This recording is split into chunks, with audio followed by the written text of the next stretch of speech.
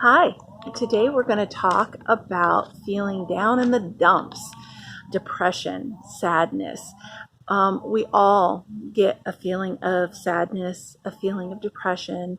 Everybody. There's not a person in this world who doesn't feel that sadness sometimes, whether it's because of their environment or maybe because of something that they're thinking of, or maybe because of people around them. It really doesn't matter, but we all get a feeling of sadness. But depression is a little bit different.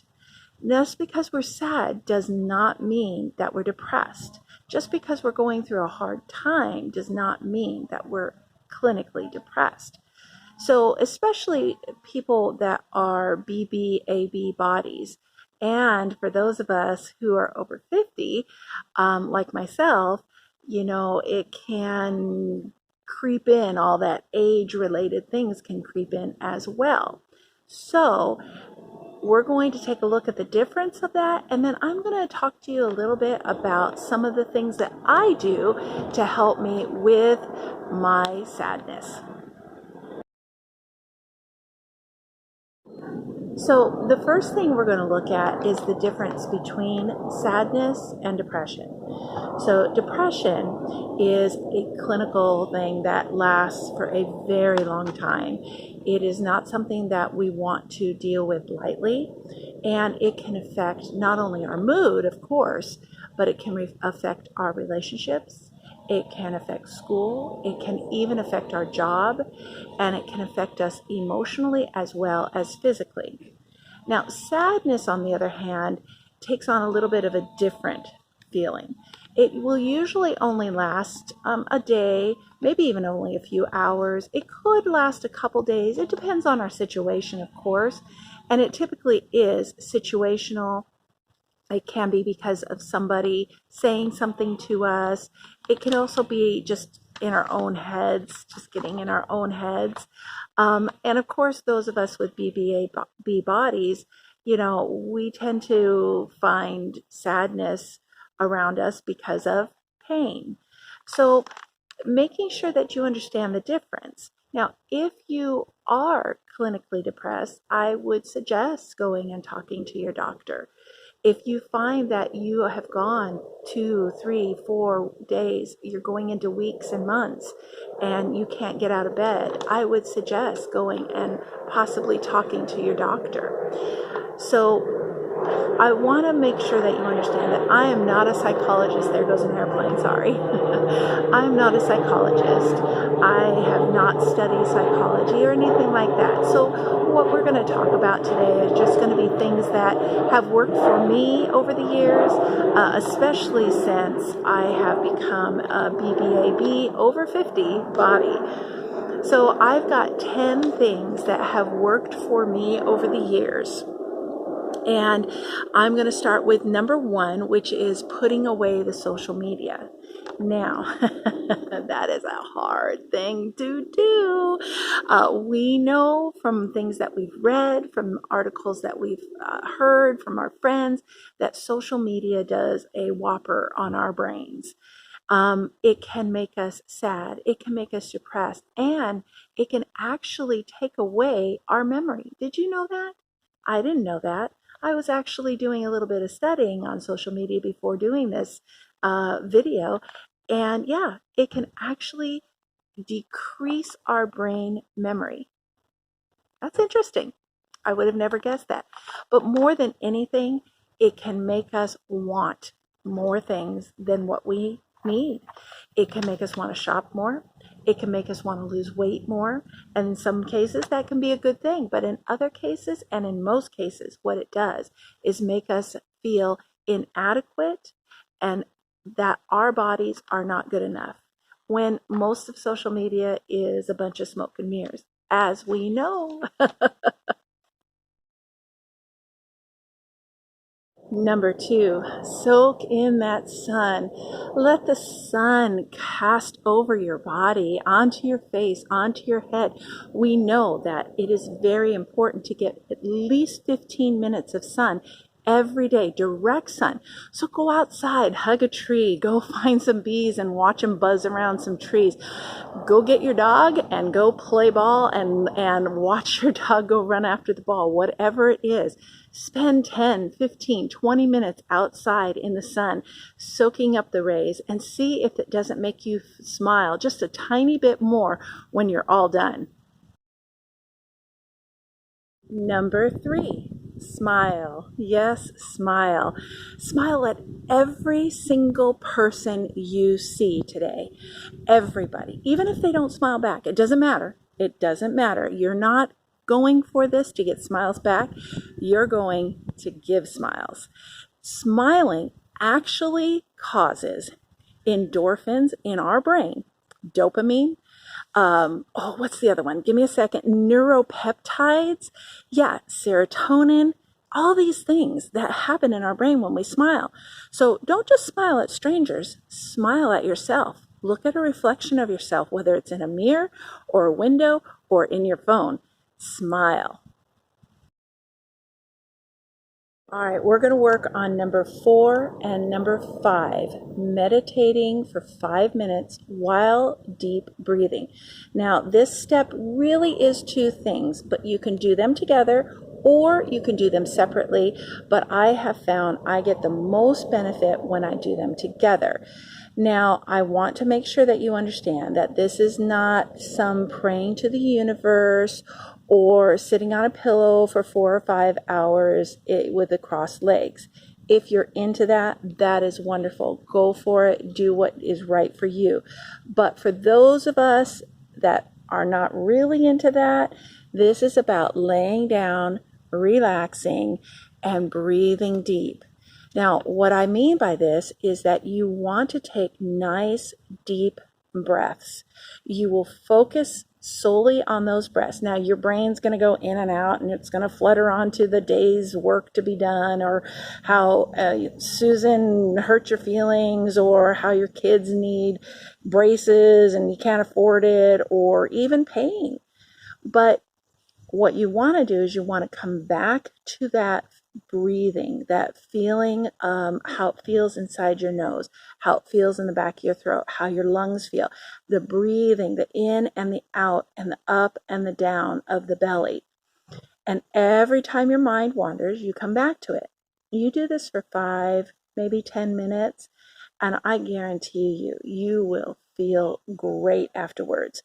It is a medically proven thing that good meditation, a good 5 or 10 minutes of meditation can take a complete days of stress away from you. And in later videos that I do, I will talk more about meditation and go a little bit deeper into it. And again, we're not talking about the metaphysical or religious aspect of it. We're talking truly about just relaxation. And as far as mantras go, I'm not typically one who does the whole mantra thing, but there are times where my mind is just like, I can't think of anything. I can't even, I'm breathing. Am I really breathing? Really? Wait, oh yeah, okay. But it's just like buzzing all over the place. So sometimes during those periods of meditation, I will think of a word like relaxed or calm or something like that until my brain can kind of trickle down and just focus on how that breathing feels. I'm telling you, this one works every single time. Number 7, doing 3 things that we love to do today. So maybe that could be going out with your favorite person. Now, I know some of you might be saying, well, but people actually make me sad. You know, they disappoint us and therefore make us depressed or sad. And that's true. It can happen. But there are many people, I'm sure, in your life, I know there are in mine, that make me extremely happy. And therefore, I would go and maybe have lunch, or maybe just make a phone call, maybe just go for a little walk, something with that person. Maybe it's not a person. How about if you like to sing? Maybe you like to bake some cookies, or you love to draw but you never have time. Reading a book, whatever it is, Do 3 things, 1, 2, 3, all 3 today that makes you happy. Number 8, learn something new. Now, this does not necessarily mean that you have to go back to school, okay? This means that you read an article, you pick up a good how-to book, and learn something new. Maybe it's learning how to garden. Maybe it's, oh, how about this? Pick up a magazine, a good cooking magazine, and learn a new meal tonight for you and your family. It doesn't have to be something hard, but it is proven that when we learn something new, we want to share it. And when we want to share something, guess what it does? It makes us feel happy. And if you can share knowledge with somebody who doesn't know something that you know, and it makes you happy, well, there you go. One more step to just a little bit more happiness for today.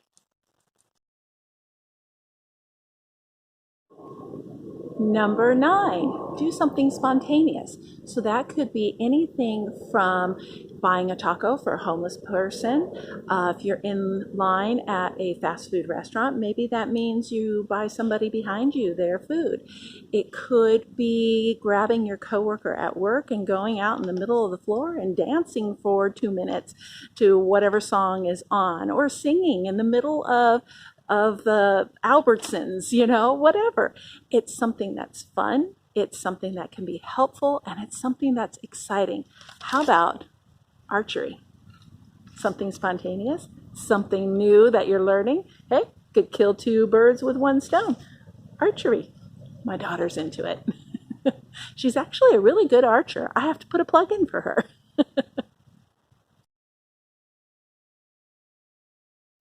Our last one, number 10, exercise. Oh, yes, I said the ugly word, exercise.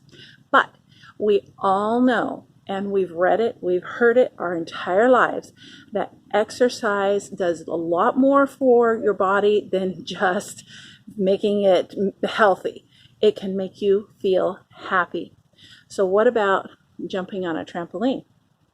Ah, that's spontaneous too. Ooh, look, we can kill 2 birds with 1 stone. What about walking around your block?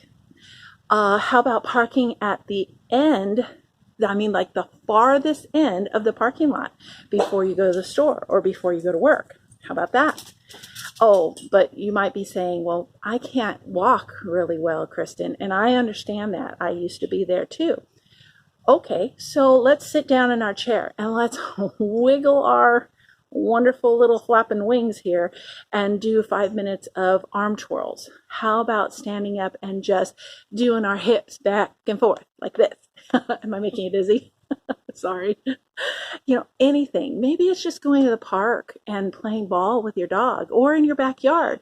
Sometimes I'll come out here and I'll throw the ball for my dog, and the combination of watching her go nuts after this ball and throwing it makes me happy. And then I'll get down and I'll start chasing her a little bit too. So exercise can really help. And I saved this one for last because this is my number 1 way of making myself happy and feel better. You all know that I hike and I do yoga almost every day. And I know that when I'm done with that exercise, that I will have a beginning of a day that's happy. I will start off happy. And yes, circumstances can get me down. The people I live with can get me down. The people that I see out in the world can get me down. My pain can get me down, especially as the day wears on. And that's when I pick up these other 9 items that we've talked about today that work in conjunction with exercise. I hope these tips help you a little bit. And please don't get me wrong. I am not happy every single day. I have my bouts where I will spend a couple days feeling really down. I have my days where nothing I do just brings me up. And it's tough. It's tough, especially with BBAB bodies, especially if you're over 50 and you have the arthritis setting in and all that other stuff. It's tough. But these little tips and tricks, they help to just send me to another level, to get me out of going into a full-fledged depression. Look, I hope they helped you. And if they did, let me know. And if they didn't, you can let me know that too. Or if there's something that I haven't mentioned here that works for you, definitely let me know that, because I am very willing to try just about anything to help with my happiness and get rid of any kind of sadness that I may feel. When we have BBAB bodies, the pain can really make us sad and we can wallow in it. And I know I have. But if you just try 1, 2, 3 of these things and see if they help. And if they do, then try a few more the next time and a few more the next time and find the ones that work for you. And I know that you can find a little bit of happiness even while having a BBAB body. All right, I'll talk to you soon. Have a great day.